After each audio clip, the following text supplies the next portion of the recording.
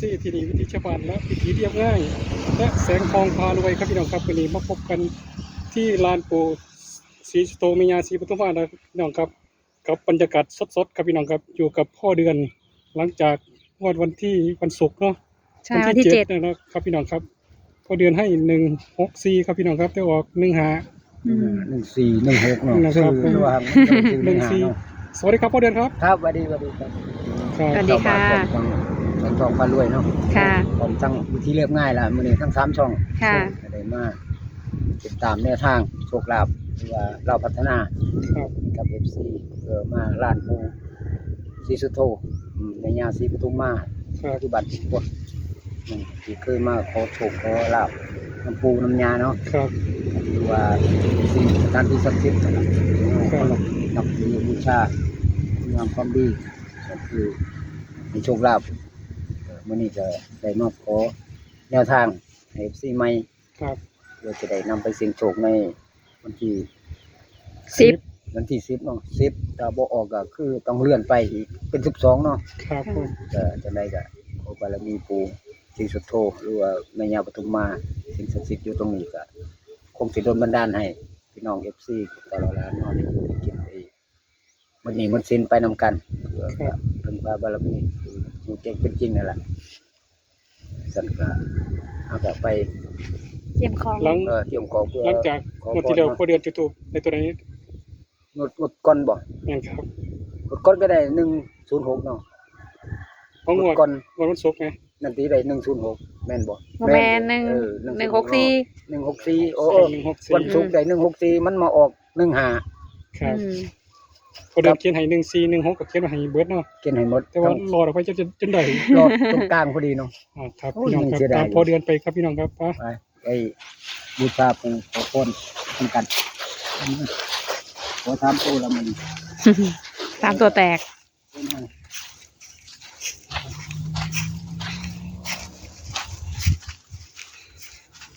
อันนี้พ่อเดือนได้อะไรบ้าง นี่ก็ได้ ลงเรื่อยๆลงนึง เด็กมันนะได้ ครับ ดอกไม้ด้วย ข้าวน้ำหอมเนาะหอมทั้งดอกไม้บูชาปู่ ครับ ว่าแม่ย่าน่ะ น้ำแดงน้ำเปล่า ได้เงินเปล่าพร้อมถูกเป็นเลยงามยามดีแหละตอนละล้านก็ได้มาหมดมาจนอีกได้ตัวหนึ่งเพื่อที่3แล้วได้มาขอโชคขอลาบกับปู่กับย่าคือเก่าล่ะขอโชคลาภไปเล่าตามโค้งในงวดวันที่10ถ้า10บ่ออกก็12เนาะ ค่ะ ได้ก็ขอปู่ย่าจงเบิ่งช่วยเหลียวหรือว่าอยากให้เป็นปริศนาด้วยว่าซั่น หลายปริศนาคือเก่าเด้อปู่เอ้ยลูกตาละล้านก็เบิ่งบ่ออกไปบ่เป็นเลยเพราะว่ามันก็ลดแน่บ่ได้ดอกคันจะให้ได้ต้องได้หรือว่าติดยาบ้านบารมีปู่ย่า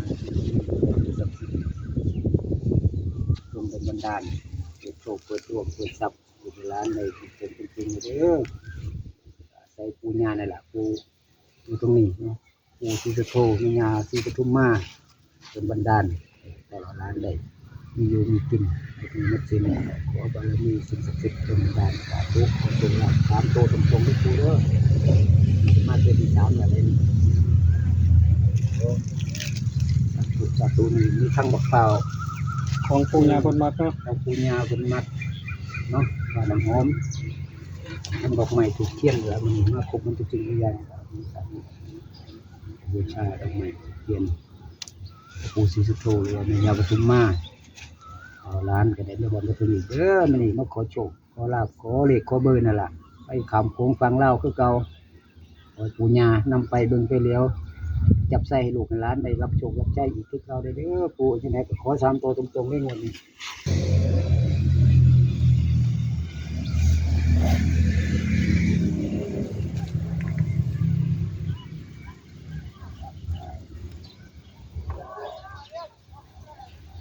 ภะคะวะโตอะระหะโตสัมมาสัมพุทธัสสะนะโมตัสสะภะคะวะโตอะระหะโตสัมมาสัมพุทธัสสะนะโมตัสสะภะคะวะโตอะระหะโตสัมมาสัมพุทธัสสะกายะวาจาจิตตังอรหังวันทานาคาธิบดีศรีสุโธวิสุทธิเทวาปูเชมิตุติยัมปิ กายวาจาจิตตังอรหังวันทานาคาธิบดีสีสุโธ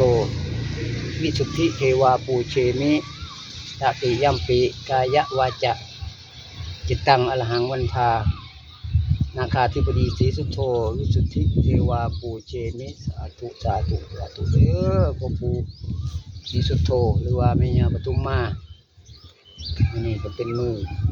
ดีเนาะเลิกงามยามดีล่ะลูกตาล้านก็ได้มาฮอดมาถึงอีกคือเก่าเดี๋ยวจะมาขอพรขอบารมีขอโชคลาภเราพัฒนาในวันที่10 มีนาคม 2568 นี่ก็ขอจงได้ก็ขอบารมีปู่ตัวสิ่งศักดิ์สิทธิ์อยู่ตรงนี้ปกปักรักษาผมแม่นางธรณีพวกแก้วแม่แก้วก็ดีขอได้โปรดมารับหูรับทราบลูกตาหลานขอเป็นบารมีขอโชคขอลาภนำเดี๋ยวสิไปนำไปเสี่ยงโชคเนาะเพื่อมีโชคมีชัยมีอยู่มีกินเราล้านก็บ่ได้มาหยังอีกมากมายบ่ได้มารบกวนแน่นี่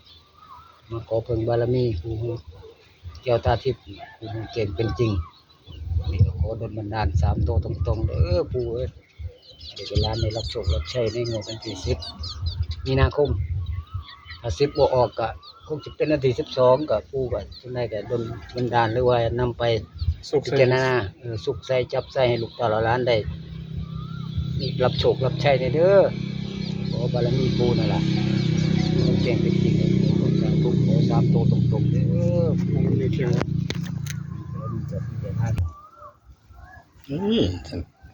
ตรวจเลยเนาะ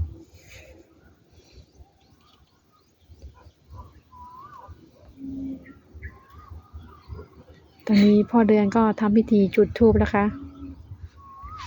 ขอให้3 ตัวแตกนะงวดวันที่10ขอให้เลขออกมาในธูปนี้ชัดเจน อย่าให้เป็นปริศนาได้บ่เอา แม่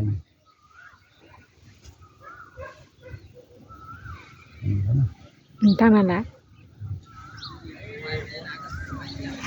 สาธุสาธุนะโมตัสสะภะคะวะโตอะระหะโตสัมมาสัมพุทธัสสะนะโมตัสสะภะคะวะโตอะระหะโตสัมมาสัมพุทธัสสะนะโมตัสสะภะคะวะโตอะระหะโตสัมมาสัมพุทธัสสะสาธุสาธุสาธุพ่อปู่ศรีสุโธก็ดีหรือว่าแม่ย่าศรีปทุมมามีสิ่งมีเสียงโด่งดังทั่วฟ้าเมืองไทยเนาะมันมีแต่ลูกตาหลานก็ได้มาฮอดมาถึงไอ้จะว่าคือว่ามารบกวนปู่เอ้ยเพราะว่าอยากได้โชคได้ลาภได้3ตัวตรงๆ3ตัวบน2ตัวล่างนี่ก็ได้มาขอปู่ย่าปู่อยู่ตรงนี้ก็ดีปู่ที่ชื่อมีเสียงโด่งดังคือศักดิ์สิทธิ์สิ่งศักดิ์สิทธิ์หรือว่าเจ้าที่เจ้าทางในกรณีตลอดทั้งภูมิเจ้าที่ภูมิบ้านภูมิเมืองก็ดีที่ให้ที่หน้าก็ดีขออโหสิกรรมขอจงบันดาลเปิดโชคเปิดลาภเปิดดวงเปิดทรัพย์ให้ลูกตาล้านได้แจ้งเป็นจริงนี่มันนี่เด้อขอ3ตัวตรงๆใส่ตัวใดก็ขอบารมีปู่จงบันดาลไม่ฮู้แจ้งไม่ถูกเพียงท้ายเล่มนี้ละในตัวใดก็ขอให้เคยเห็นนี่ลูกหลานก็ได้ไม่ขอยังมากมายดอกขอโชคขอลาภเท่านั้นขอบารมีปู่เมตตาประทานพรลูกหลานได้รับโชครับชัยเราพัฒนา ให้เขาตรงๆเลย เขาตรงๆเด้อปู่ อย่า อย่า ให้ ให้มี ปริ ปริ ศ ศ นา นาอีกเด้ตลอดร้านบ่ได้ดอกกันให้จังซั่นตลอดร้านกัด ปึก ปึกเนาะ พูดหน่อย ได้บ่ได้ไปบ่เป็นได้ทุนก็น้อยเงินก็บ่มีให้ได้ก็ปู่ก็จงเมตตาสงสารช่วยเหลือเป็นมนุษย์ ให้ออกมาในถูกชัดเจนเลย ออกมาในทูปนี่ล่ะขอชัดเจนไปเลยอย่าให้ตัวใดก็ขอเห็นในนี่ล่ะขอจงบันดาลขอ ครับพี่น้องครับ ขอบารมีปู่ย่าปู่ เสียบลงลึกๆเลยเด้อ เด้อ สิลง จังไดก็ ห้องเขามาข้างหน้ามาข้างหน้า ต่ำ ลุกๆกันนะครับ ต่ำแบบนี้ เออ อันนี้ก็ได้สูงนี่ เทียบลงอีก พอละสูงละ โอเค เดี๋ยวรอลุ้นเลขทูบนะคะพี่น้อง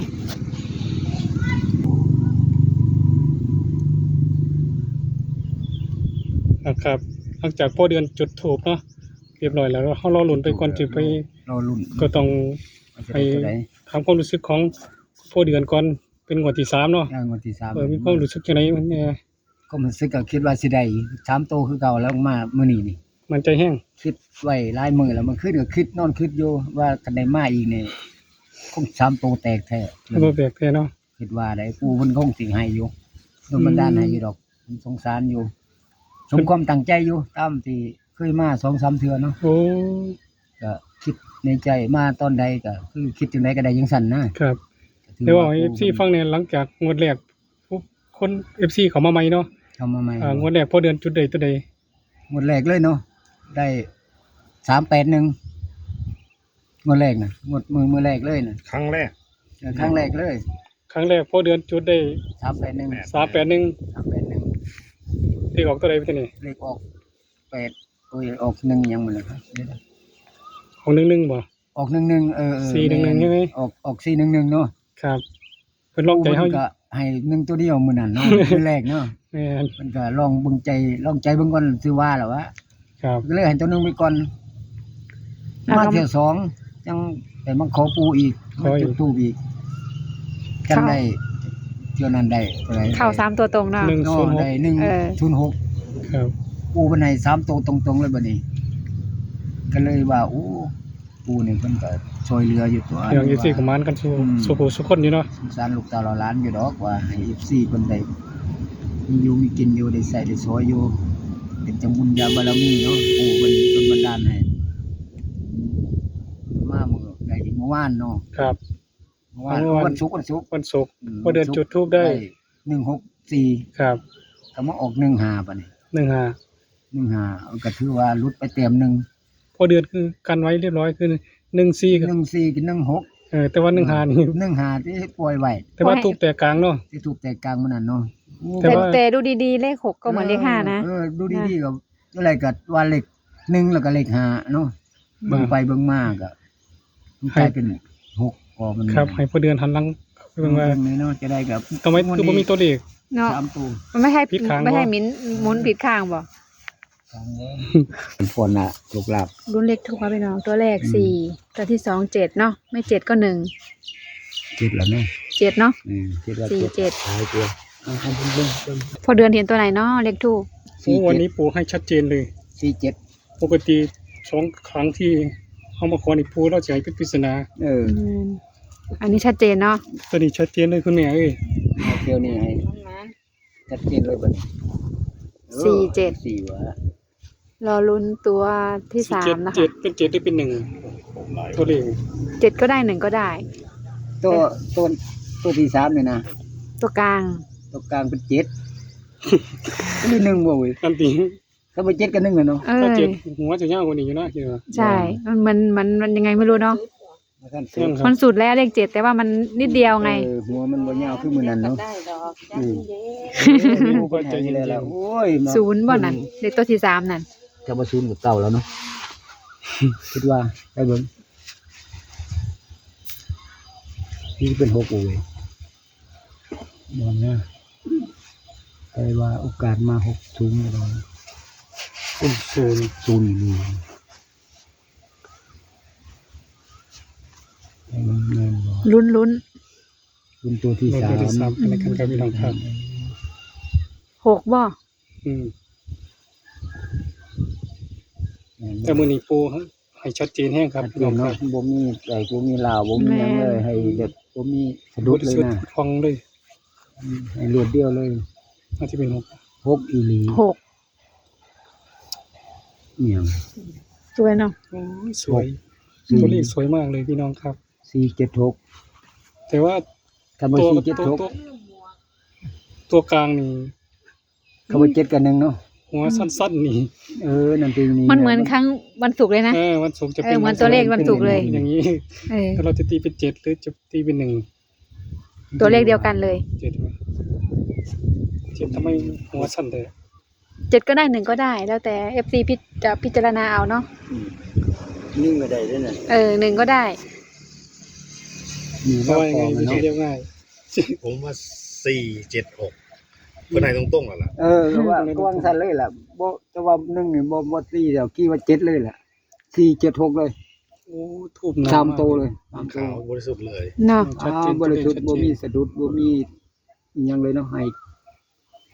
รูดเดียวเลยขยายดี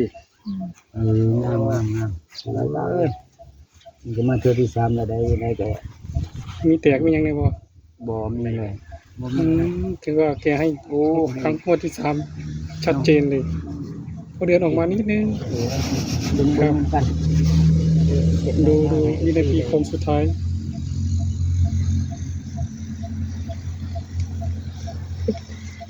FC กับพิจารณาเอา ตั ด้ ว วยค่ะ ที่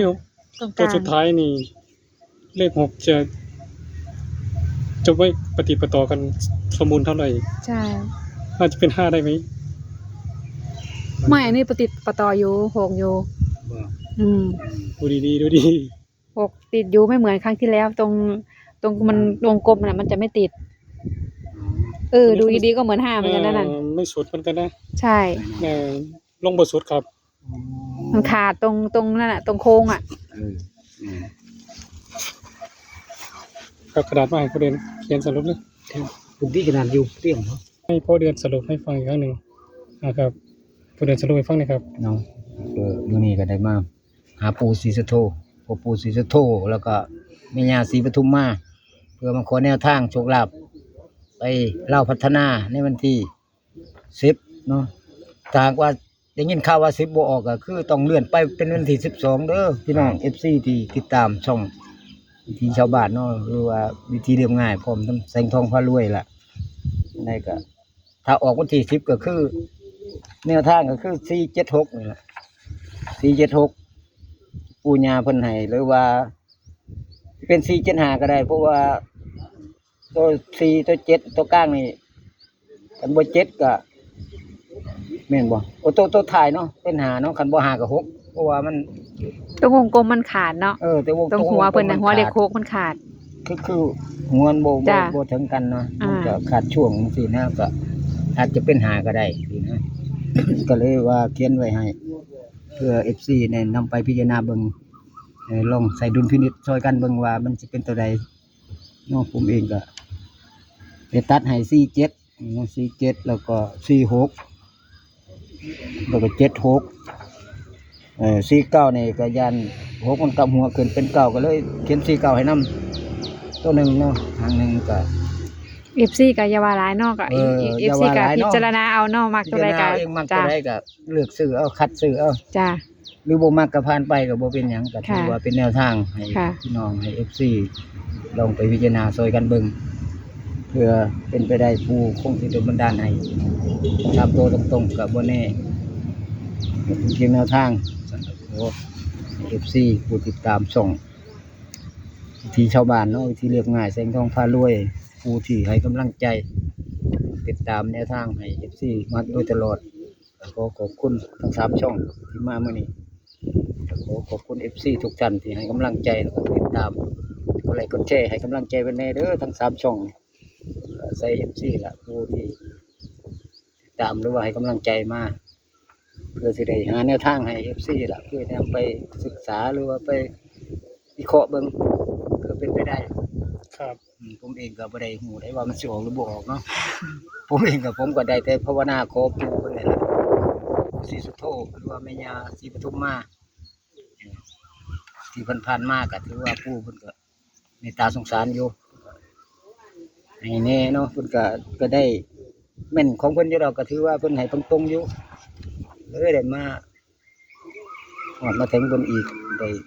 เอาน้ำแดงหรือว่าน้ำเปล่าหรือว่าผลหมากล้างไม้ก็ได้มาถวายเพิ่นแล้วล่ะ มื้อนี้ก็เลยได้มาขออีกขอ3ตัวตรงๆได้กระดมบันดาลให้ FC ลองไปพิจารณาเบิ่งช่วยกันเบิ่งเพื่อเป็นไปได้มักก็ตามบ่มักก็ผ่านมักตัวใดก็ตัดซื้อเอาเลือกซื้อเอาจับคู่เอาเองเนาะบางเทื่อผมก็จับให้บ่ถือคือกันได้ให้ FC พิจารณาเอาก็อยู่ที่บุญไผมันคือว่าบุญวาสนาของไผของมันคือว่าล่ะ ครับ แก่บารมีแต่ละคนมันบ่เท่ากันดอกนั่นก็ FC ทุกท่านทุกคนต้องลองพิจารณาช่วยกันเบิ่ง ครับ ลองนำไปเชียงโศกเบิ่งเพื่อเป็นไปได้เนาะผมเองก็จะมีอย่างไรเดี๋ยวมีแต่แนวทางเท่านั้นล่ะจะฝาก FC หาปู่ศรีสุโธมีญาศรีปทุมมาคือเก่าบ้านพงพดนี่บารมีดลบันดาลก็สุดท้ายเนาะก็ขอหน้าสิ่งศักดิ์สิทธิ์ หรือว่าพ่อปู่ศรีสุโธแม่ย่าศรีปทุมมา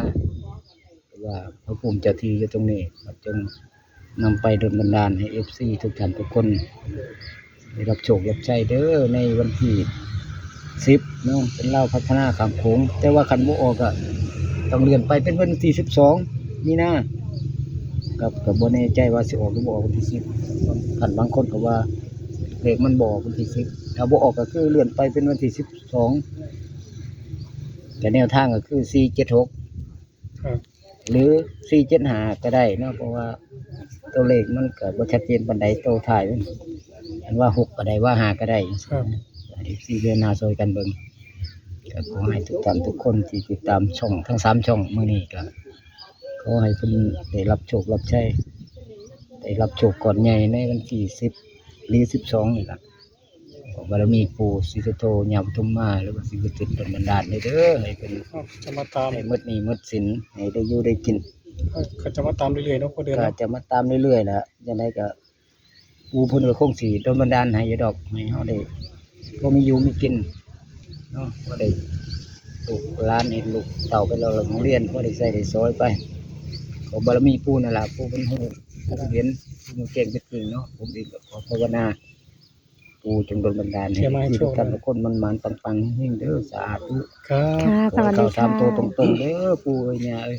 ครับที่นี่วิธีชาวบ้านแล้วก็วิธีเรียบง่ายแล้วก็แสงทองพารวยต้องขอขอบคุณพ่อเดือนนะครับพี่น้องครับที่มาให้อาหารแนวทางการเชิงโชควันที่10หรือ10บอกก็ไปวันที่12 เนาะ ครับมีนาคม2568ที่แล้วก็ที่ขาดบ่ได้เลยก็ขอขอบคุณ FC นะครับพี่น้องครับที่เข้ามาเบิ่งเข้ามากดติดตามกดไลค์กดแชร์ขาด FC บ่ได้เนาะ ครับ ถือว่าสำคัญ อาศัย FC แหละ เฮาก็อยู่บ่ได้กันถ้าขาด FC เบิ่ง อาศัยซึ่กันและกันเนาะ กดไลค์กดแชร์นะครับพี่น้องครับขอให้ FC